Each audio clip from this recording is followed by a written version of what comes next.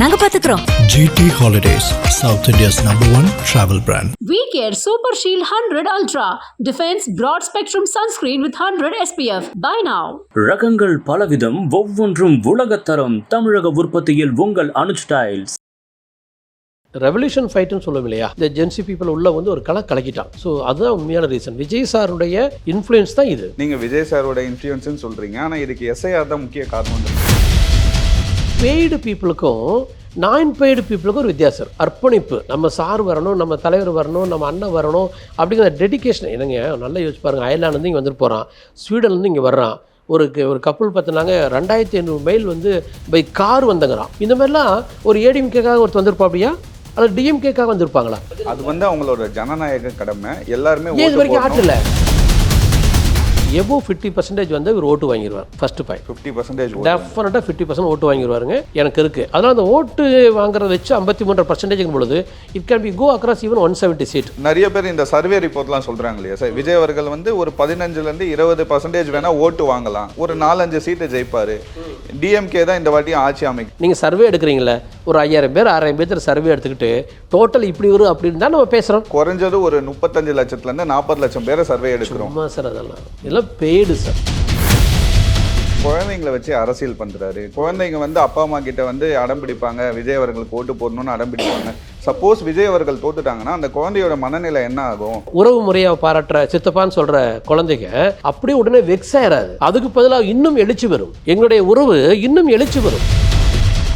சத்யராஜ் அவர்கள் வந்து விஜய் அவர்கள் மேலே ஒரு குற்றச்சாட்டு வச்சிருந்தாரு. என்னன்னு பார்த்தீங்கன்னா, ஜெயலலிதா இருக்கும்போது இவருக்கு தைரியமாக இருந்திருந்தால் வந்திருக்க வேண்டியதானே, இப்போ ஏன் வந்தாருன்ற மாதிரி விஷயங்கள்லாம் பேசுறாரு. நீங்கள் ஐஏஎஸ் ஐபிஎஸ் எக்ஸாம் எழுதி பாஸ் பண்ணி கலெக்டராகவும் புத்திசாலி இல்லை. இப்போ தமிழ்நாடு பொறுத்த வரைக்கும் கடவுள் மறுப்பு கொள்கையில் இருந்தீங்கனாலே நீங்கள் புத்திசாலி, பகுத்தறிவாதி. அந்த மாதிரி ஒரு பெருத்த பகுத்தறிவாதி வந்து இந்த சத்யராஜ். ஆனால் சத்தியமாக சொல்கிறேன், சத்யராஜுக்கு ஒரு அறிவு இருந்துச்சுன்னா இது மாதிரிலாம் பேச மாட்டார். டிஎம்கேக்கு வாழ்நாட்டுக்கு ஒரு எல்லை இருக்குது. நாங்கள் 30 வருஷத்துக்கு முன்னாடி சினிமாவுக்கு நடக்கி வந்தோம். அன்றைக்கி கட்சி ஆரம்பிக்கிற ஐடியாலும் இல்லை, அன்றைக்கி நாங்கள் கட்சி ஆரம்பிக்க வேண்டிய அவசியம் இல்லை. அதே மாதிரி நீ ஜெயலலிதா 2011 தான் நீ கேட்குறதெல்லாம் அறிவே இல்லாத ஒரு முட்டாள் பேசுகிறது, ஒரு பகுத்தறிவே இல்லாத ஒரு ஆள் பேசுகிற ஒரு பேச்சு. சார் வணக்கம் சார். வணக்கம் சார். இந்த நம்ம தமிழ்நாடு அரசியலில் பார்த்தீங்கன்னா, இது வரைக்கும் நம்ம எலெக்ஷனில் 85% பேர் வாக்கு செலுத்தியிருக்காங்க. இதுவே முதல் முறைன்னு சொல்கிறாங்க. இதை நீங்கள் எப்படி பார்க்குறீங்க சார்? இது வந்து ஒரு ரெவல்யூஷன் சேஞ்ச் மாதிரி. இப்போ தொடர்ந்து 67 டிஎம்கே கவர்மெண்ட் வந்துச்சு. Before that 47-67 Congress. அப்போ எப்படி மக்களுக்கு ஒரு பெரிய எழுச்சி இருந்துச்சு. 64ல் அந்த மாணவர்கள் வந்து ஹிந்தி எதிர்த்து போராடுறாங்க. அந்த அலையை டிஎம்கே கரெக்டாக பயன்படுத்திச்சு. ஸோ எகெயின்ஸ்ட் காங்கிரஸுக்கு எந்த ரீசனுமே இல்லை. 48-67 காங்கிரஸ் கவர்மெண்ட் எக்ஸ்ட்ராடனியாக இருந்துச்சு.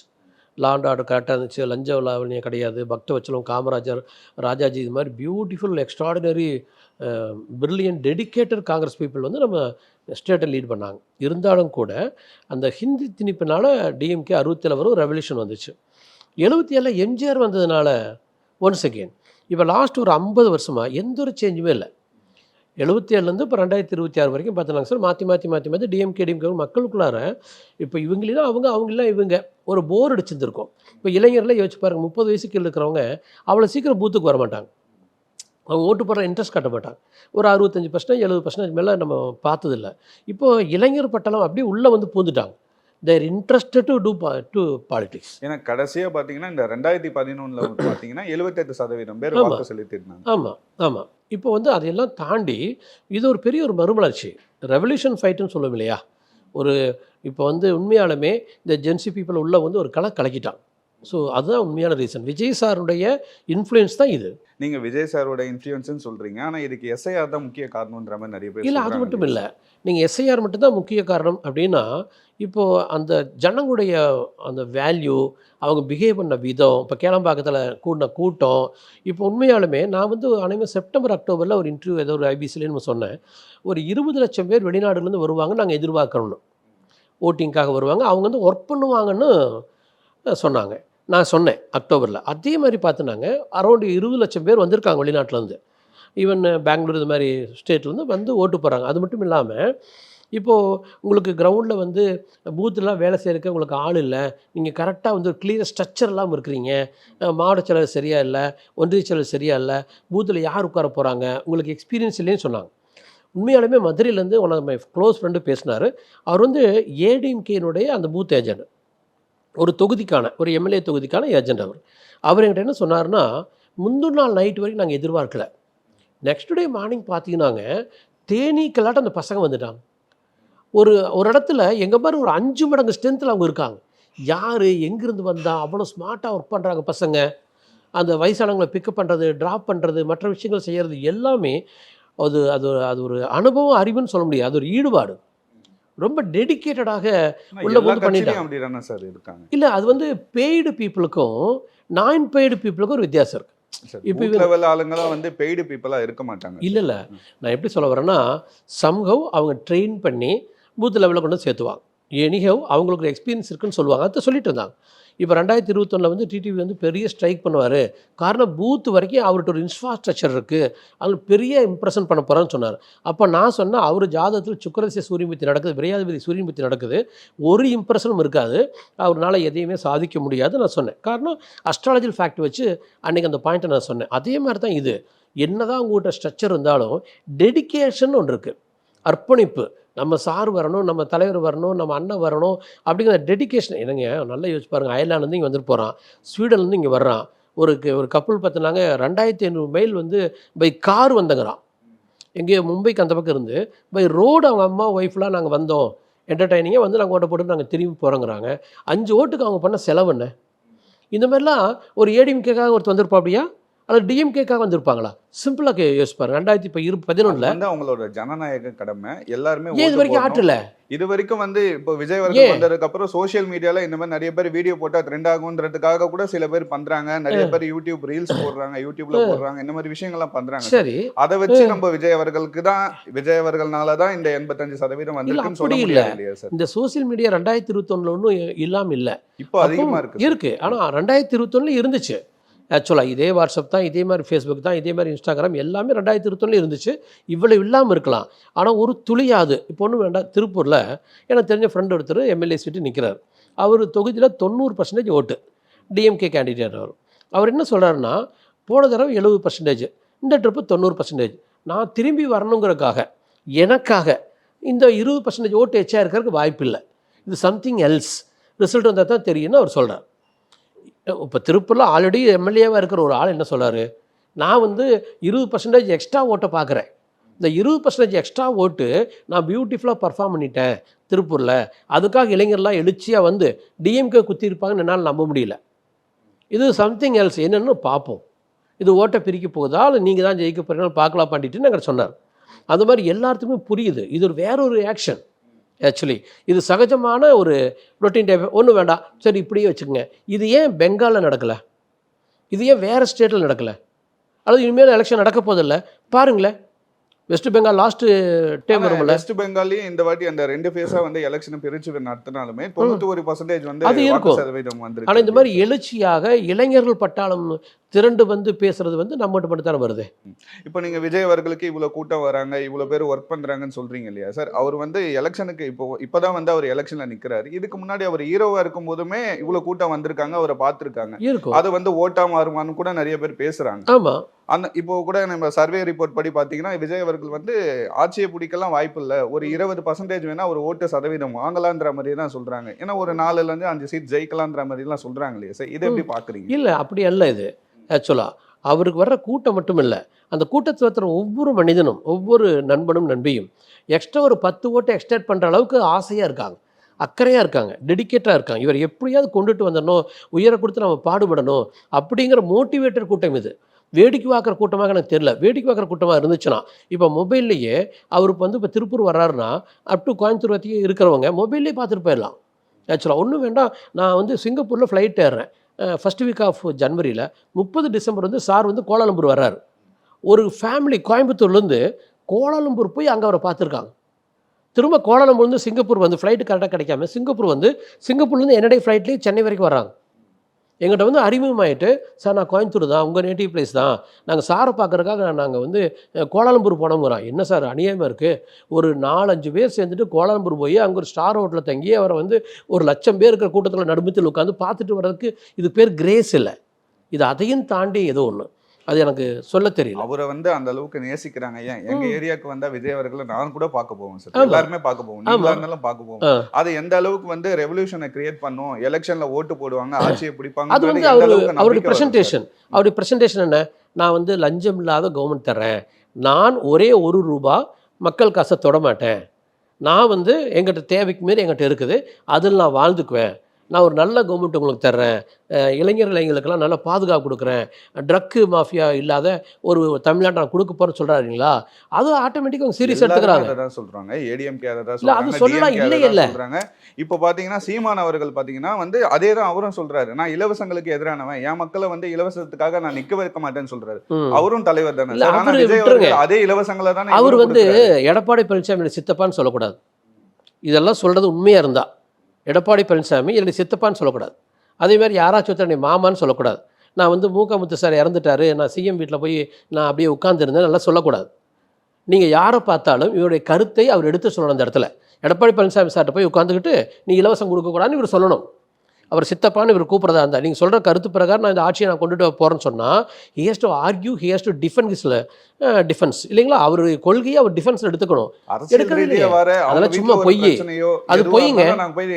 நெவர் தேவையில்லையே. சிஎம் மட்டும் சொல்லுங்க, தமிழ்நாடு சிஎம் நான் எடப்பாடி பழனிசாமி பார்க்குறேன்னு சொல்லுங்க, நான் சித்தப்பா பார்க்குறேன் பெரியப்பா பார்க்குறேன்னு உறவு கொண்டாடாத. நீங்கள் உறவு கொண்டாடுறீங்கனாலே அவங்க சொல்கிறத நீங்கள் ஏற்றுக்கிறீங்கன்னு அர்த்தமாகுது. நீங்கள் ஒரு ஆள் இப்போ நான் எங்கள் மாமா பார்க்குற போகிறேன்னு சொன்னால் எங்கள் மாமாவை நான் கமிட் பண்ணிட்டேன்னு அர்த்தம். இப்போ அவங்க சித்தப்பான்னு சொல்லிட்டு அவர் அவங்க கூட கூட்டணி வச்சா அது தப்பு சார். அது கிடையாது. கொள்கையில் அவர் அதெல்லாம் அண்டர் கிரவுண்டில் வேற மாதிரி இருப்பார் சார். அண்டர் கிரவுண்டில் வேற மாதிரி இருப்பார். அவருக்கு தெரியும் அவரால் ஓட்டம் எடுத்து தான் பிரிக்க முடியும். இன்றைக்கி அவர் 60+ ஏஜில் இருக்கார். இன்னும் 4 எலெக்ஷன் நின்னாலும் இன்னொரு 10 எலெக்ஷன் நின்னாலும் he can't go across 15% ஓட்டு. லாஸ்ட் எலெக்ஷனில் 8% வாங்கியிருக்காங்க. பாருங்க இந்த எலெக்ஷன் பாரு என்ன பண்ண போகிறான்னு பாருங்களேன்.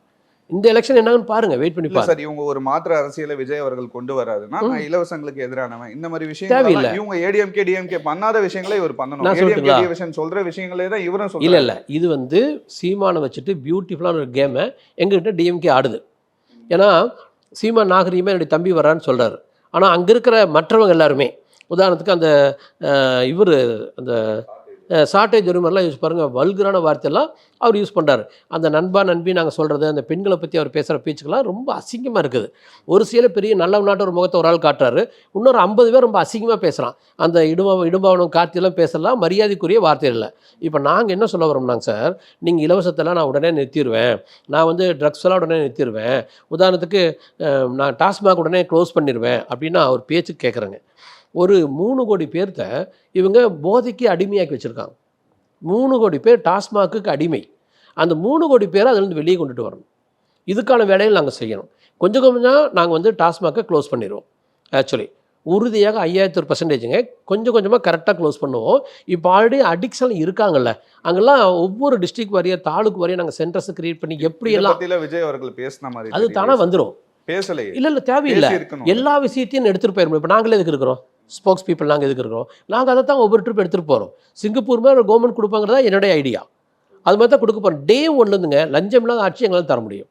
டே 1லேருந்து அது எப்படி சார், நீங்கள் ஒன்றும் வேண்டாம், ஒரு மணிகாரு கீழே இருக்கிற ஒரு தண்டல்காரனை கூட எங்களால் கண்ட்ரோல் பண்ண முடியும். அது வந்து கவர்மெண்ட் ஃபார்ம் பண்ண பிறகு ஃபஸ்ட்டு டே எங்கள் தலைவரே சொல்லுவார், எனக்கு தெரியும் என்னன்னு, நானும் சாரும் பேசியிருக்கோம். ஸோ அவர் கண்டிப்பாக உதாரணத்துக்கு நாங்கள் எந்த மந்திரியுமே எந்த எம்எல்ஏவும் எந்த மாவட்ட செயலரும் எந்த ஒன்றிய செயலரும் தெரிந்து தவறு செய்யறதுக்கு விட மாட்டோம். ஒரு ஏழையோ ஒரு வாலிபனோ வாலிபியோ ஒரு பெண்ணோ ஆணோ அரசியல்வாதினாலேயோ அதிகாரினாலேயோ பாதிக்கப்படக்கூடாது. அதுக்கு அந்த பாதிப்புக்கு நாங்கள் விட மாட்டோம். இப்போ உங்க கேண்டிடேட் 234 தொகுதியில் பார்த்தீங்கன்னா 106 பேர் மற்ற கட்சியிலேருந்து வந்தவங்க தான் சார். மற்ற கட்சியிலேருந்து தப்பு பண்ணி நீக்கப்பட்டவங்க இல்லை அவங்களாக விலகினவங்க மட்டும்தான் உங்க கேண்டிடேட்டாக இருக்காங்க. இல்லை என்னென்னா நாங்கள் வந்து ஒரு 3 வருஷத்துக்குள்ளார கட்சியை ஆரம்பித்து நாங்கள் வெளியே எடுத்துகிட்டு போகிறோம். எங்களுக்கு ஃபங்க்ஷனிங்க்கு ஒரு சில ஆட்கள் தேவைப்படுறாங்க. எப்படி அரசியலை எடுத்துகிட்டு போகிறது, அதுதான் பதில் சொல்ல போகிறேன் நான். சிம்பிளுங்க, நீங்கள் அவங்க சிங்கம்புலி கரடியாக இருந்தால் சரிங்க, அவங்க எங்ககிட்ட வந்துட்டாங்கன்னா சர்க்கஸில் இருக்கிற சிங்கம்புலி கரடியாக நாங்கள் மாற்றி வச்சுக்குவோம். எங்ககிட்ட உள்ளே வந்துட்டு ஒரு ஆள் தவறாக வாலாட்டிட முடியாது. எங்களுடைய ஃபண்டமெண்டல் ஒரு ரூல் அண்ட் ரெகுலேஷன் சொன்னீங்கன்னா, ஒருவேளை முன்னால் யாராச்சும் தவறு செஞ்சிருந்தாலும் எங்ககிட்ட வந்துட்டால் நாங்கள் தவறு செய்யறதுக்கு அலோவ் பண்ண மாட்டோம். தப்பு பண்ணால் கட்சியை விட்டு நீக்கிடுவீங்க. கட்சியை விட்டு நீக்கிறது மட்டும் இல்லை, ஆக்சுவலி எனக்கு தெரிஞ்ச வரைக்கும் தவறு லீகலாக பண்ணினா அந்த லீகல் தவறுக்கான பனிஷ்மெண்ட் என்னவோ தே ஹேஸ் டு டிசர்வ்டு. நீங்கள் பனிஷ்மெண்ட் வரைக்கும் தான் போகணும்னு எனக்கு நம்பிக்கை இருக்குது. ஸோ அந்த மாதிரி ஒரு தூய அரசாங்கத்தை சார் கொடுப்பார். நீங்கள் யாராச்சும் ஒருத்தர் பெயரை சொல்லி இவர் அந்த குடும்பத்துலேருந்து வந்திருக்காரு, இவர் இந்த கட்சியிலேருந்து வந்திருக்காரு, இவர் ஓட்டுக்கு பணம் கொடுத்தாருன்னு ஏதாவது சொன்னீங்கன்னா, இதெல்லாம் என்னென்னு கேட்டிங்கன்னா சார், அந்த வேகமாக இயங்குகிற இயக்கத்தில் அன்ஃப்ளோவில் வரக்கூடிய சில மிஸ்டேக்ஸ். ஆனால் அதே அரசாங்கத்தில் உட்காந்துக்கிட்டு ஒரு கியூ பிரான்ச்சை வச்சுட்டு ஒரு சிபிசிஐடி வச்சுட்டு நாங்கள் ஒரு கவர்மெண்ட் கொடுக்குற பொழுதுங்க, no man can escape from our hands. இப்போ வந்து 234 தொகுதியிலையும் நீங்க 106 பேர் வந்து மற்ற கட்சியில இருந்து வந்தவங்க. மீதியெல்லாம் பாத்தீங்கன்னா விஜய் அவர்கள் கூட வேலை செஞ்சவங்க, இந்த போஸ்டர் ஒருத்தவங்களா இருக்கட்டும், அவருக்கு கூட இருந்தவங்க, இந்த மாதிரி ஆட்களை தானே சார் அவர் சீட்டு கொடுத்துருக்காரு. இப்போ இவங்களெல்லாம் பேக்ரவுண்ட் வெரிஃபிகேஷன் பண்ணியிருக்கணும்ல, நிறைய பேர் மேல கேஸ் இருக்குன்ற மாதிரி விஷயங்கள்லாம் சொல்றாங்க இருக்கிறாங்க. நாங்கள் விசாரிச்சிருக்கோம், அதையும் மீறி ஏதாச்சும் மிஸ்டேக்ஸ் வந்திருக்கோம். எங்களுடைய ஐடியா என்ன தெரியுங்களா? ஃபஸ்ட் டைம் ஒரு விஷயத்த நான் சொல்கிறேன்.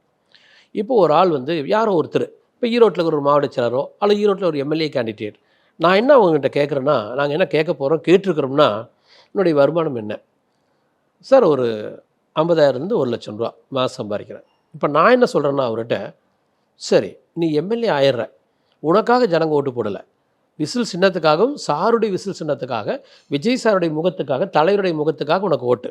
இண்டிவிஜுவலாக நின்னா உன்னால் 1000 ஓட்டு வாங்க முடியாது. இண்டிவிஜுவலாக அப்படித்தான் இருப்பாங்க. இப்போ 1977 வந்து எம்ஜிஆர் கவர்மெண்ட்டில் வரும்போது முத்துசாமிங்கிறவர் யார் ஈரோட்டில்? இன்றைக்கி அவர் 20 வருஷம் மந்திரியாக இருக்கார். ஆனால் 1977 முத்துசாமி யார்? 1977 செங்கோட்டையன் யார்? ராகவானந்தம் யாருங்க? இவன் ஆர்.எம். வீரப்பன் யார்? ஆனால் இப்போது எவ்வளோ வெல் ட்ரெயின்டு பொலிட்டிஷனாக மாறி தானே நிறைய பேர் காலமானாங்க. அப்போ அந்த மாதிரி இப்போ ஃப்ரெஷ் கேண்டிடேட்டாக இருக்கவங்க அடுத்த 5 வருஷம் 10 வருஷத்தில் ட்ரெயின் ஆகிட போகிறாங்க. ஆனால் இந்த எம்எல்ஏ சீட்டுக்கே அவங்க காசு கொடுத்துருக்காங்க, 2 கோடி ரூபா வரைக்கும் கொடுத்துருக்காங்க. இல்லை, ஏதாச்சும் ரூமர்ஸ் இருக்கலாம், எங்காச்சும் தவறு நடந்திருக்கலாம், அது எல்லாம் கண்டிப்பாக இருக்கலாம். எங்களுக்கு தெரியாது, அது உண்மையாகவும் இருக்கலாம் பொய்யாமல் இருக்கலாம். உண்மையாக இருந்தால் அவங்க சாரால் தண்டிக்கப்படுவாங்க அல்லது கண்டிக்கப்படுவாங்க, ப்ராப்பராக அது திருத்தப்படும் அல்லது தண்டிக்கப்படும். அவர் விடமாட்டார் அதுக்கெல்லாம். இந்த எலெக்ஷன்ல பிரச்சாரம் அப்போ பார்த்தீங்கன்னா சார், இந்த சத்யராஜ் அவர்கள் வந்து விஜய் அவர்கள் மேலே ஒரு குற்றச்சாட்டு வச்சிருந்தாரு. என்னன்னு பார்த்தீங்கன்னா, ஜெயலலிதா இருக்கும்போது இவருக்கு தைரியமாக இருந்தால் வந்திருக்க வேண்டியதானே, இப்போ ஏன் வந்தாருன்ற மாதிரி விஷயங்கள்லாம் பேசுறாரு. அதெல்லாம் எப்படி பார்க்குறீங்க சார்? இப்போ சத்யராஜ் வந்து ஒரு பகுத்தறிவாதின்னு தன்னை காட்டிக்கிறார். கடவுள் இல்லை, பெரிய புத்திசாலி. அதாவது கடவுள் இல்லைங்கிறவனே தமிழ்நாட்டில் புத்திசாலின்னு ஆயிடுச்சு. நீங்கள் ஐஏஎஸ் ஐபிஎஸ் எக்ஸாம் எழுதி பாஸ் பண்ணி கலெக்டர் ஆகிறவங்க புத்திசாலி இல்லை. இப்போ தமிழ்நாட்டை பொறுத்த வரைக்கும் கடவுள் மறுப்பு கொள்கையில் இருந்தீங்கனாலே நீங்கள் புத்திசாலி, பகுத்தறிவாதி. அந்த மாதிரி ஒரு பெருத்த பகுத்தறிவாதி வந்து இந்த சத்யராஜ். ஆனால் சத்தியமாக சொல்கிறேன், ஒரு அடிப்படை அறிவு இப்போ ஒரு நாய்க்கு இருக்குதுங்க, 5 அறிவு தான் அதுக்கு இருக்குது. ஆனால் நம்மளை மறக்காது, நம்மளுக்கு வாழாட்டிகிட்டே இருக்கும். எதுக்காக நீங்கள் வந்து ஒரு கோம்பனாய் வாங்கி வீட்டில் வளர்த்துனீங்கன்னா, எதுக்காக ஒரு புலி வந்து நினச்சினாங்க ஒரு 10 நிமிஷம் ஈக்குவல் ஃபைட் கொடுக்கும், கடைசியில் அது செத்துப்போகும் நம்மளுக்காக. இந்த மாதிரி அந்த நாய்க்கு ஒரு குறிப்பிட்ட புத்தி இருக்குது. இப்போ நான் என்ன கேட்குறேன்னா, சத்யராஜுக்கு ஒரு அறிவு இருந்துச்சுன்னா இது மாதிரிலாம் பேச மாட்டார். டிஎம்கேக்கு வாழாட்டுறக்கு ஒரு எல்லை இருக்குது. நீங்களே புரிஞ்சுக்கணும். உதாரணம் சொல்ல பாருங்கள், ஜெயலலிதா அம்மா 1965 66 மூப்பனார் வீட்டில் போய் டான்ஸ் ஆடிருக்கிறாங்க. ஒரு கல்யாண விசேஷத்தில் போய் டான்ஸ் ஆடிருக்கிறாங்க. அதுக்காக சில ஆயிரங்கள் அவங்களுக்கு ஃபீஸாக கொடுக்கப்பட்டிருக்கு. நடிகையாக இருந்தாங்க. ஆமாம், அப்போ நடிகையாக இருந்தாங்க. இப்போ அதே வந்து நம்ம வந்து ஜெயலலிதா அம்மாட்ட போய் நீ வந்து அன்னைக்கு நீ மூப்பனார்கிட்ட மோதிருப்பியா, அன்னைக்கு நீ அண்ணாதுரை போய் நீ மோதிருவியா? அன்றைய ஏஜில் அவங்க இருந்த ஸ்டேட்டஸ் வேறு, ஜெயலலிதா இருந்த ஸ்டேட்டஸ் வேறு, அன்னைக்கு மூப்பனார் இருந்த ஸ்டேட்டஸ் வேறு. அன்னைக்கு மூப்பனார் இந்திய நாட்டினுடைய பிரதம மந்திரி முடிவு என்ற இடத்துல இருந்தார். கிட்டத்தட்ட 60s 70s மூப்பனார் ஒரு பெரிய பாப்புலர் ஃபிகர், பெரிய பண்ணையார், பெரிய அரசியல்வாதி. அப்போ போய் நீ ஜெயலலிதா நீ பெரிய பிடிங்கியா இருந்தால் நீ மூப்பனார்கிட்ட மோதிருப்பியான்னு கேட்டா இதில் என்ன ஒரு நியாயம் இருக்குது? அந்தந்த ஏஜ் பக்குவம் வருது சார். ஃபஸ்ட்டு படத்தில் விஜய் நடிக்கிறாரு, அப்போ ஒன்றுமே இல்லாத ஒரு குட்டி முகம். இப்போது ரஜினிகாந்துக்கு மேலே இருக்கார். நீ அன்னைக்கு ரஜினிகாந்த் முன்னால் நீ கால் மேலே கால் போட்டுக்கிறதுனால பேசிக்க முடியுமா? அன்னைக்கு நீ கட்சி ஆரம்பிச்சிருப்பேன்னா, நாங்கள் இன்றைக்கி தான் கட்சி ஆரம்பிப்போம். நாங்கள் 30 வருஷத்துக்கு முன்னாடி சினிமாவுக்கு நடக்கி வந்தோம். அன்றைக்கி கட்சி ஆரம்பிக்கிற ஐடியாலும் இல்லை, அன்றைக்கி நாங்கள் கட்சி ஆரம்பிக்க வேண்டிய அவசியம் இல்லை. அதே மாதிரி நீ ஜெயலலிதா 2011 தான் நீ கேட்குறதெல்லாம் அறிவே இல்லாத முட்டால் பேசுறது, ஒரு பகுத்தறிவே இல்லாத ஒரு ஆள் பேசுகிற ஒரு பேச்சு. இப்போ விஜய் அவர்களும் விமர்சனம் பண்றாரு இல்லையா சார்? எடப்பாடி அவர்களை நீங்க எடப்பாடியை விட்டு வெளியே வந்து நின்று இருக்கீங்களா, ஸ்டாலின் அவர்களே ஸ்டாலின் அங்கிள் இந்த மாதிரிலாம் விமர்சனம். சரி, ஒரு பேச்சு கேட்குறேன், உண்மையாலுமே கேட்குறேங்க. எடப்பாடி பழனிசாமி சார் தொடர்ந்து எடப்பாடி நிற்கிறார். தொடர்ந்து ரொம்ப வருஷமாக அந்த டிஸ்ட்ரிக்ட், சேலம் டிஸ்ட்ரிக்ட்குள்ளார எடப்பாடிக்குள்ளாரே இருக்கார். நான் கேட்குறேங்க, இன்றைக்கி விஜய் சாருக்கு சொந்த ஊர் எதுன்னு தெரியாது அவருக்கே. ஒரு சென்னைக்குள்ளார் வளர்ந்த ஒரு வாலிபன். ஆக்சுவலி வலசரவாக்கத்தில் இருந்திருக்காரு, அங்கே இங்கே இருந்திருக்காரு, ஏதோ ஒரு ஸ்கூலு காலேஜ் அப்படின்னு சென்னையில் வளர்ந்துடுறார். இப்போ போய் திருச்சியில் போய் நிற்கிறார். ஹீ இஸ் டூயிங் இட், பண்ணிட்டு இருக்காரு இல்லையா சார்? எதுக்காக பெரம்பூர்ல நிற்கிறார்? இல்லை, அதுதான் சொல்கிறேன். அது அவருடைய ஐடியா, அவருடைய ஃப்ரீடம். ஆக்சுவலி இப்போ உதாரணத்துக்கு நாளைக்கு ஒரு தொகுதி நாங்கள் ராஜினாமா பண்ணுற போது யாராச்சும் ஒரு குறிப்பிட்ட ஆள் அங்கே நிற்க வைக்கலாம். எங்களுக்கு வேண்டுங்க யாராச்சும் ஒரு ஆளை உள்ளே கொண்டுட்டு வரலாம், வேறு ஏதாச்சும் ஐடியா இருக்கும். அடுத்த ஒரு 6 மாதத்தில் பை எலெக்ஷன் நடந்துச்சுன்னா ஸ்டில் எங்களுடைய ஃபேஸ் வேல்யூ எவ்வளோ இருக்குன்னு செக் பண்ணலாம். நாங்கள் ஒரு 6 மாதத்தில் ஒரு நல்ல கவர்மெண்ட் கொடுத்துட்றோம், அப்போ இன்னொரு 1,00,000 ஓட்டு நாங்கள் சேர்த்து வாங்கி கொடுக்குறோம். இந்த மாதிரி ஏதாச்சும் நடக்கலாம். அது அவருடைய ஃப்ரீடம் இல்லையா? 2 தொகுதியில் நிற்கிறது தான் அவருடைய ஃப்ரீடம். ஆனால் எடப்பாடி என்ன விமர்சனம் எப்படி பண்றாங்கன்னு பாத்தீங்கன்னா ஒரு பயத்துல தான் நிக்கிறாரு. அது யார் வேணாலும் சொல்லிக்கலாம், பண்ணிடுவோன்ற ஒரு பயத்துல இல்லை அது யார் வேணாலும் அப்படி சொல்லிக்கலாம். ஜெயலலிதாமாவே அப்படி 2 தொகுதியில் இருக்காங்க, ஏன் 4 தொகுதியில் நான் நினைக்கிறேன் அவங்க. ஸோ அதனால் அப்படிலாம் இல்லை, அது அவருடைய ஃப்ரீடம், அதை நம்ம கேள்வி கேட்க வேண்டிய அவசியம் இல்லை. அதே மாதிரி ஸ்டாலின் ஐயா வந்து தன்னை அப்பான்னு சொல்கிறாரு எல்லாத்துக்கும், தன்னை அண்ணான்னு இப்போ கொஞ்சம் நாளைக்கு முன்னால் சொல்லியிருக்காரு. இது எல்லாரும் ஒரு தன்னுடைய முகத்தை எடுத்துகிட்டு போகிறதுக்காக சொல்கிற உறவு முறை. இப்போ நம்ம இவர் இருக்கார், என்னுடைய பாட்டன் பாரதி, என்னுடைய முப்பாட்டன் கம்பர், அவனுக்கு முன்னால் இருந்த ஏதாச்சும் ஒரு வார்த்தையை சொல்லி யாரோ ஒருத்தரை, இது அவர் ட்ரெண்டிங்காக பேசிக்கிற வார்த்தை தானே. இதை நாங்கள் என்ன பேசுகிறோம், நண்பா நண்பின்னு தான் சொல்கிறேன். உங்கள் வீட்டில் இருக்கிற ஒரு சகோதரன் நான், உங்களுக்கு தம்பியோ அண்ணனும் தான் சார் சொல்கிறார். இப்போ விஜய் சார் சொல்கிறது எதுவுமே, எங்கள் தலைவர் சொல்கிறது எதுவுமே. இன்னொரு விஷயம் சொல்கிறாங்க பார்த்தீங்களா சார், இவர் குழந்தைங்களை வச்சு அரசியல் பண்ணுறாரு. குழந்தைங்க வந்து அப்பா அம்மா கிட்ட வந்து அடம் பிடிப்பாங்க, விஜய் அவர்களுக்கு ஓட்டு போடணும்னு அடம் பிடிப்பாங்க. சப்போஸ் விஜய் அவர்கள் தோத்துட்டாங்கன்னா அந்த குழந்தையோட மனநிலை என்ன ஆகும்? அந்த குழந்தைங்க வந்து இந்த மாதிரி விஷயங்கள்லாம் யோசிப்பாங்க இல்லையா? ஏன் இவர் இந்த மாதிரி விஷயத்தை ஐயோ பாவங்க. ஏன் சார், நீங்கள் ஒரு ஸ்பைடர்மேன் பார்த்துட்டோ ஏதோ ஒரு ஆப்பில் ஏதோ ஒன்று பார்த்துட்டோ இன்றைக்கி குழந்தைகளாம் எவ்வளோ தவறான முடிவுக்கெல்லாம் போகிறாங்க. ஒரு சில ஆப் வந்துங்க, இப்போ சவுத் கொரியாவிலேருந்து வந்த ஒரு சில ஆப் வந்து தற்கொலை எண்ணத்தையெல்லாம் கொடுக்குதுங்கிறான். இப்போ அந்த மாதிரி எத்தனை ஆப்ஸ் இருக்குது. ஒரு சில ஆப்ஸ் வந்துங்க சார் ரொம்ப தவறான மோட்டிவேஷன் எல்லாம் கொடுக்குற ஆப்ஸ் எல்லாம் வந்துருக்கு. அதெல்லாம் புழக்கத்துலேயும் இருக்குது. இன்றைக்கி வந்து அதெல்லாம் வந்து நடைமுறையில் இருக்குது. இவர் வந்து மாமான்னு சொல்கிற குழந்தை, இவர் வந்து உறவு முறையாக பாராட்டுற சித்தப்பான்னு சொல்கிற குழந்தைங்க அப்படியே உடனே வெக்ஸ் ஆயிடாது. அதுக்கு பதிலாக இன்னும் எழுச்சி வரும், எங்களுடைய உறவு இன்னும் எழுச்சி வரும். நாங்கள் ரூட்லேருந்து ஆரம்பிக்கிறோன்னு எடுத்துக்கலாம், அதுக்கு சகல உரிமையும் எங்களுக்கு இருக்குது. இப்போ என்னுடைய பையன், ஒரு மைனர் பையன் இருக்கான்னு வச்சுங்க, அவன் என்னுடைய ரசிகனாக, விஜய் சாரோட ரசிகனாக இருந்தால் டாடி நீங்கள் போய் சாருக்கு ஓட்டு போடுங்க அப்படின்னு சொல்கிறது இல்லையோ, அல்லது அந்த குழந்தைகிட்ட அவர் அப்பீல் பண்ணுறதுலையோ ஒரு லீகல் குற்றம் இல்லை. ஒரு மெச்சூரிட்டி இருக்கும் சார். ஒரு 6-7 வயசு குழந்தைங்களுக்கு அந்த மெச்சூரிட்டி இருக்காது, தேவையே இல்லை. அவர்கள் தோத்துட்டாருன்னா அதை இது பண்ணுவாங்க, தேவையில்லை, கண்டிப்பாக பண்ண மாட்டாங்க. நான் தான் இப்போ சொல்ல ஒரு தவறான ஆப் இருக்குது. இப்போ சமயத்தில் ஒரு ஆப் பற்றி நான் பார்த்தேன். அந்த ஆப்பில் பார்த்தீங்கன்னா 67 மில்லியனா ஒரு எத்தனையோ மில்லியன் ஆப் வந்து அதை பார்த்துருக்காங்க. அது எப்படின்னா ஒரு பொண்ணை எப்படி ரேப் அப்படிங்கிற ஆப். அதில் என்ன கால்குலேட்டர் சொல்கிறாங்க, நம்ம இன்றைக்கி உட்காந்துருக்கிற இடத்துல 50 லட்சம் பேர்த்தில் ஒருத்தர் இருக்கானுங்களாம். இதில் 5 லட்சம் பேர்த்தில், நம்ம சொசைட்டியில் 5 லட்சம் பேர்த்தில் ஒருத்தர் அந்த ஆப்பில் மெம்பராக இருக்கான். அவனால் இந்த சமுதாயம் எவ்வளோ பாதிக்கப்பட போகுது, பெண்களுடைய பாதிப்பு, பெண்களுடைய சுதந்திரம் எவ்வளோ பாதிக்கப்பட போகுது. அந்த ஆப் தடை செய்யப்படலை இன்றைக்கு வரைக்கும். தமிழ்நாட்டிலையோ எந்த ஸ்டேட்லையுமே இன்றைக்கி வரைக்கும் இந்தியாவில் தடைப்படப்படலை. எத்தனையோ அசிங்கலுக்குள்ளே தான் நம்ம வாழ்ந்துகிட்டு இருக்கிறோம். நீங்கள் வந்து ஒருத்தன் பாத்ரூம் போய் டாய்லெட் போய் வச்சுட்டான், இன்னைக்கு வரைக்கும் கண்டுபிடிக்க முடியல. நான் பண்ணுறதும் சரி கிடையவே கிடையாது. அந்த மாதிரி நிகழ்ச்சி நடக்காதுங்கிறேன். அந்த மாதிரி நிகழ்ச்சி நடக்காது. குழந்தைங்க வந்துங்க ஒரு அப்பாட்ட போய் சொல்கிறதுனால, அந்த குழந்தை சொல்கிறதுனால போடுறத விட அந்த அப்பாவுமே சார் அதைத்தான் சொல்கிறேன் சார். சார் ரொம்ப நல்லது. அது ஏன் நல்லதுன்னு சொல்ல கேளுங்க. அந்த குழந்தைக்கு எப்படி போய் சேர்ந்துருக்கோம்னா, அவங்க அப்பா அம்மா பேசிகிட்டு இருந்திருப்பாங்க, அவங்க அப்பா அம்மா விஜய் ரசிச்சிருப்பாங்க. இப்போ நான் வந்து ஒரு காலத்தில் ரஜினி ரசிகன் ஆக்சுவலி. அப்போ நான் ரஜினியை ரசிக்கிறேன் மூவிஸில். அப்போ என் குழந்தை ஆட்டோமேட்டிக்காக ரஜினி ரசிக்குது. அன்றைக்கெல்லாம் ஒரு 3 வயசில் என் பொண்ணு வந்து ரஜினி பற்றி பேசுவாள். எதனால்? அவள் பிறந்த குழந்தையில ஃபஸ்ட்டு நான் வந்து வீரா படத்துக்கு தான் கூட்டிகிட்டு போனேன், அவளை தூக்கிட்டு போனேன். முதல் முறையாக அந்த என் குழந்தை பார்த்த முதல் படம் வீரா. அது மாதிரி தொடர்ந்து ஒவ்வொரு ரஜினி படத்தையும் நாங்கள் ஃபஸ்ட்டு வீக்லேயே பார்த்துருவோம். ரஜினி படம் ரிலீஸ் ஆச்சுன்னா அன்றைக்கெல்லாம் தேட்டரில் போய் பார்க்கறது ஒரு ப்ரெஸ்டீஜியஸ். அப்போ நான் அப்படி பார்த்து என் குழந்தையை வளர்த்துறது ஆட்டோமேட்டிக்காக என் குழந்தைக்குலாம் ரஜினி ரசிகைங்கிறது பிராண்டு போய் சேர்ந்துருது. அந்த குழந்தைகளுக்கு அந்த பிராண்டு கிரியேட் ஆனதே பேரண்ட்ஸாலங்கிறேன்.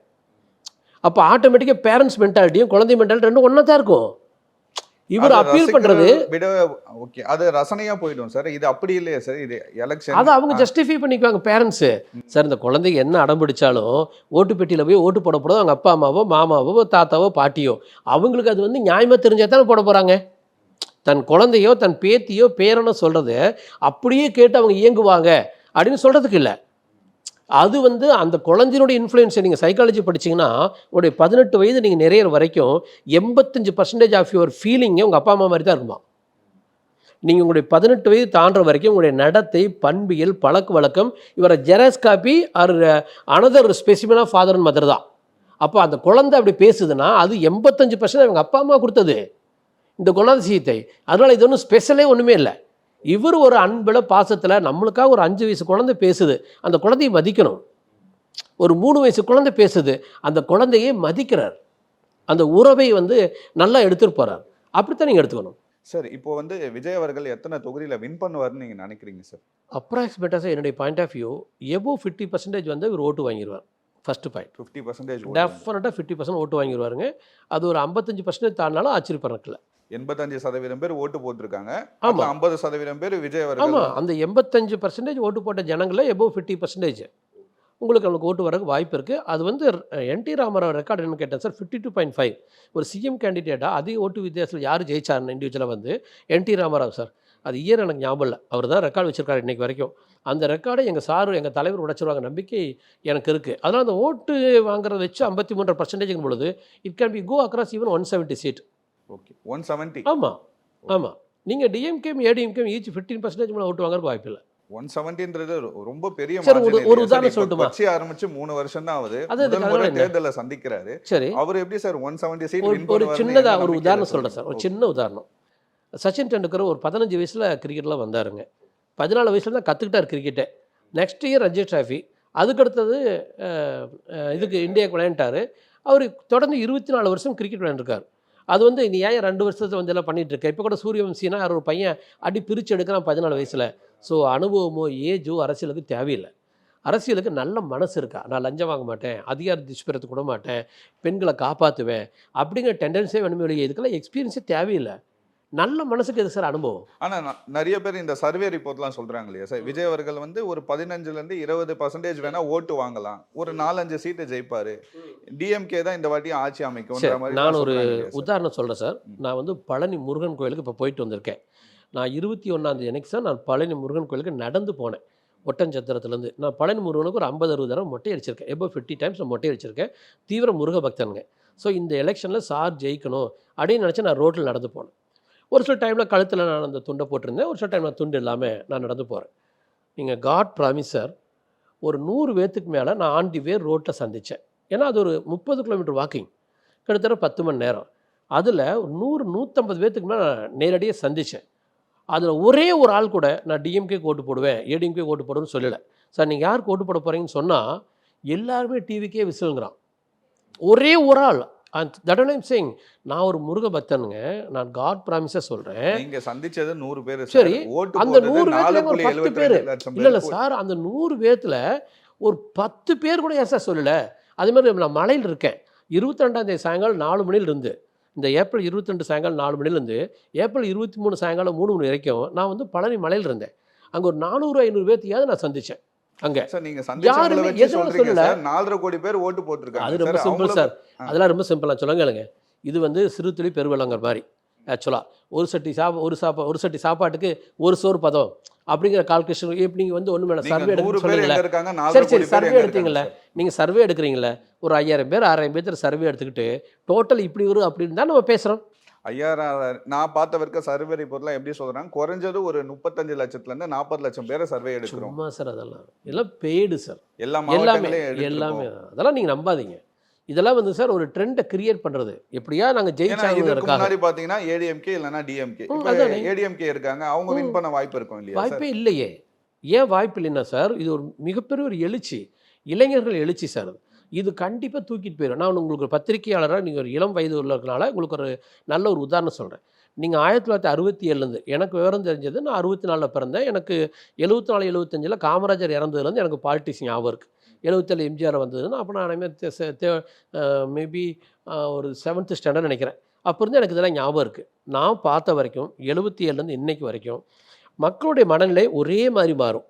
இப்போ உதாரணத்துக்கு ஒருத்தர் ஜெயிப்பாங்க, 77 எம்ஜிஆர் ஜெயிச்சார், 80 எம்பி எலெக்ஷனை தோக்குறாரு, அதே 80 எம்எல்ஏ எலெக்ஷன் திரும்ப ஜெயிச்சாரு, 84 ஜெயிக்கிறாரு. அது அப்படியே எம்ஜிஆர் சைடில் அப்படியே ஒரு ஸ்வீப்பாக அழுகுது. 89 கலைஞர் அப்படியே ஜெயிக்கிறாரு, 91 ஜெயலலிதா அப்படியே ஜெயிக்கிறாங்க, 2096 திரும்ப கலைஞர். இப்படி பார்த்தீங்கன்னா அந்த 96 மட்டும்தான் 90-95 சீட்டு வந்து நம்ம கலைஞர். அப்போ கூட அந்த அலையன்ஸ் மெஜாரிட்டி அப்படி இருந்துச்சு. அலையன்ஸ் மெஜாரிட்டி மைனாரிட்டின்னு போயிடல, வெளியில் போய் விலைக்கு வாங்கலை. அப்போது ஜனங்களுடைய எண்ணங்கள் எப்படி இருக்குன்னா, தமிழ்நாடு ஜனங்களுடைய எண்ணங்கள்ங்க ஆல்ரெடி ஒரு 10 பேர் என்ன டிசைட் பண்ணாலும் அதைத்தான் இந்த 6.5 கோடி பேரும் டிசைட் பண்ணுவான். இந்த ஓட்டு போகிற 5.25 கோடி பேர் நம்ம ஓட்டு போகிறாங்க 6.25 கோடிங்களா, அந்த 6.5 கோடி பேர்த்தோட எண்ணங்களும் கிட்டத்தட்ட தமிழ்நாட்டை பொறுத்த வரைக்கும் கர்நாடகா மாதிரியோ ஒரு தொங்கு சட்டசபை வர்றதுக்கோ இப்போ பர்ச்சேஸ் பண்ணுறதுக்கோ விட மாட்டாங்க. இல்ல சார், நீங்க இந்த எலெக்ஷன்ல வந்து யாராலையும் கணிக்க முடியல, 4 முனை போட்டியா இருக்கு, எல்லாருமே கொஞ்சம் ஸ்ட்ராங்கா இருக்காங்கன்ற மாதிரி விஷயங்கள்லாம் பேசுறாங்க. தொங்கு சட்டசபை வந்து தமிழ்நாட்டுல வர்றதுக்கும் பாசிபிளா இருக்குன்ற மாதிரி விஷயங்கள்லாம் சொல்றாங்களே, அது வர வாய்ப்பே இல்லை சார். இது ஒரு இண்டிவிஜுவல் மெஜாரிட்டி. எங்கள் தலைவர் வந்து சார் பியூட்டிஃபுல்லாக ஃபார்ம் பண்ணிடுவார். எக்ஸ்ட்ராடனரியாக இண்டிவிஜுவல் மெஜாரிட்டி. நீங்கள் இந்த மாதிரி ஓட்டு நாங்கள் எடுத்தோம், சர்வே பண்ணோம், அதை பண்ணோம், இதை பண்ணோம் சார். நல்லா யோசிச்சு பாருங்கள். கேளம்பாக்கத்தில் பார்த்த கூட்டத்தை பாருங்கள், பெங்களூர் ஜனங்க எப்படி மூவ் ஆகி வந்தாங்கன்னு பாருங்கள். அது ஒன்றும் சும்மா ஒரு 100-500 பேர் இல்லை, அது ஒரு ஆயிரக்கணக்கான ஜனங்களோட எழுச்சி, ஆயிரக்கணக்கான குடும்பம். கண்டிப்பா சார். விஜய் தனி மனிதர்கள் இல்லை, அவங்களுக்கு ஃபேமிலி இருக்கு, கூட்டம் வராங்க. அவர் பாலிடிக்ஸ் வந்தனால தான் வரல சார், அதுக்கு முன்னாடியும் அவர் வந்து அதெல்லாம் இந்த மாதிரி இல்லை. பாலிடிக்ஸுக்கு வர்றதுக்கு முன்னால் வேறு. ஏன்னா அவர் யாரையுமே ஜூம் பண்ணல, இதை நோக்கி நீங்கள் பயணம் பண்ணுங்க அப்படின்னு அவர் சொல்லலை. இப்போ என்ன சொல்கிறாரு, நம்ம இதை நோக்கி போகிறோம், இந்த அரசாங்கத்தை நம்ம பிடிக்கிறோம், அரசாங்கத்தை நல்லாட்சி கொடுக்க போகிறோம்னு அப்போ சொல்லலை. இப்போ நல்லாட்சி கொடுக்க போகிறோன்னு சொன்ன பிறகு கூடுற கூட்டத்தை தான் நாங்கள் பார்க்குறோம் ஆக்சுவலி. அதனால் இது ஒரு அருமை. இப்போ ஒன்றும் வேண்டாம், டிஎம்கே கவர்மெண்ட் போகிற வரைக்கும், அதாவது இப்போ எலெக்ஷன் கமிஷன் கண்ட்ரோல் இந்த கவர்மெண்ட் வர்ற வரைக்கும் பார்த்துனாங்க சார். ஏகப்பட்ட கண்டிஷன் போடப்படுச்சு. நீங்கள் ஒரு ஊரில் வந்து இப்போ திருச்சியில் நாங்கள் ஒரு மாநாடு போகிறோம், அது அங்கே போய் ஒரு சார் பேச போகிறாருன்னா அன்றைக்கி காலையில் வரைக்கும் கண்டிஷன்ஸ் ஃபாலோ ஆகிட்டுருக்கும். நீங்கள் வந்து இதை பண்ணணும், அதை பண்ணணும், 3000 பேர் தான் வரணும், 7000 பேர் தான் வரணும், 12 கார் தான் வரணும், இந்த மாதிரி நிறைய விஷயங்கள் போட்டுருவாங்க. இதே வந்து டிஜிபி மாறினார், சீஃப் செக்ரட்டரி மாறினார். இன்றைக்கி பாருங்கள், நாங்கள் ஏதாச்சும் லாஸ்ட் ஒரு 15-20 நாளில் நாங்கள் டூர் போனதில்லை, எங்கேயாச்சும் ஒரு ஹட்டில், ஏதாச்சும் ஒரு பிரச்சனை. ஏன் யாரோ ஒரு அஸ்ட்ராலஜர் சொல்கிறாருங்க, எப்போ வேணாலும் இன்னொரு ட்ரிப்பு நடக்கலாம், இந்த மாதிரி கரூர் சம்பவமாக இன்னொரு சம்பவம் நடக்கலாம், அந்த ஆள் சொல்லிக்கிட்டே இருக்கிறான். அதாவது ஏதோ ஒரு வகையில் சைக்காலஜிக்கலாக இவர் வந்து பார்க்க வர ஜனங்களுக்கு ஒரு அச்சுறுத்தலே அவன் கொடுத்துக்கிட்டே இருக்கான். நீங்க ஜாக்கிரதை, பயமுறுத்தல். இது மாதிரி 1000 வாய்ப்பு இருக்குன்னு பயமுறுத்தல் ஒரு அஸ்ட்ராலஜர் அதை பண்ணிக்கிட்டே இருக்கான் தொடர்ந்து. நீங்கள் ஒரு சமுதாயத்துக்கு நீங்கள் நல்லதை சொன்னீங்கன்னா அது மருந்து கொடுக்குற மாதிரி, ஒரு சோறு போகிற மாதிரி. ஒரு சமுதாயத்துக்கு நீங்கள் கெட்டது செய்யணும், அந்த சமுதாயத்துக்கு நீங்கள் விச வைக்கிற மாதிரி. அதான உண்மைங்க. அப்போது இதை வந்து நீங்கள் அவரை போய் பார்க்குறப்ப ஒரு ஆபத்து இருக்குன்னு சொல்லிகிட்டே இருக்காங்க. ஆனால் அது வந்து லாஸ்ட்டு 15 நாளில் நீங்கள் எப்படி ஒரு தூத்துக்குடின்னு போயிட்டு வந்தார், தூத்துக்குடிக்கு போயிட்டு வந்தார், கன்னியாகுமரி போனார், திருநெல்வேலி, லோக்கல் சென்னையில், திருப்பூரில் எவ்வளோ அழகாக போயிட்டு வந்தாருங்க. எங்கே பிரச்சனை வந்துச்சு? அப்போது போலீஸினுடைய நடவடிக்கை சரியில்லை. இப்போ என் வீட்டில் ஒரு கல்யாணம், 4 மந்திரி வருவார்னு வச்சுங்க ஒரு பேச்சுக்கு, நான் என்ன பண்ணுவேன், லோக்கல் போலீஸில் ஒரு லெட்டர் கொடுத்து 4-5 மந்திரி வர போகிறாங்க, போலீஸ் ப்ரொடெக்ஷன் வேணும்னு நான் கேட்குறேன். போலீஸ் ப்ரொடெக்ஷன் கொடுக்க வேண்டியது அவங்களுடைய கடமை, அவங்க ரீட் பண்ணிக்கணும். அப்போ இந்த மாதிரி எண்ணங்கள்லாம் எதுவுமே இல்லாமல் ஜனங்க வெளியே வந்தால் செத்து போயிருக்கணும் ஒரு எஸ்டாப்ளைஸ் பண்ணுறான். இதையெல்லாம் தாண்டி தான் இன்றைக்கி சார் போய் இந்த டூரை வந்து எக்ஸ்ட்ராடனரி முடிச்சிட்டோம். அதனால எங்களுடைய வெற்றிங்கிறது இனிமேல் எளிது, இது ஒரு மாயை அல்ல. கண்டிப்பா சார், மே 4 பேசலாம் சார். கண்டிப்பா இந்த அளவுக்கு யார் வின் உறுதியா மே 4 11 மணிக்கெல்லாம் பேசலாம். ஏன்னா ட்ரெண்டு ஃபிக்ஸ் ஆயிரும். முதல்ல 1 மணி நேரத்திலேயே அப்படியே இமயமலைக்கும் கைத்தமலைக்கும் நல்ல வித்தியாசம் தெரியுமில்ல. இமயமலை எந்த ஹைட்டில் இருக்குது, கைத்தமலை எந்த ஹைட்டில் இருக்குது, அந்த மாதிரி தான் பூமி வழிய எனக்கு தெரிஞ்சு நெக்க போகாது. சம்மர் வந்தாச்சு, எங்க கிட்ட விட்டுருங்க, நாங்க பாத்துக்கிறோம். GT Holidays, South India's #1 travel brand. VCare Super Shield 100 Ultra defends broad spectrum sunscreen with 100 SPF. Buy now. ரகங்கள் பலவிதம், ஒவ்வொன்றும் உலகத்தரம். தமிழக உற்பத்தியில் உங்கள் அனுஜ் டைல்ஸ்.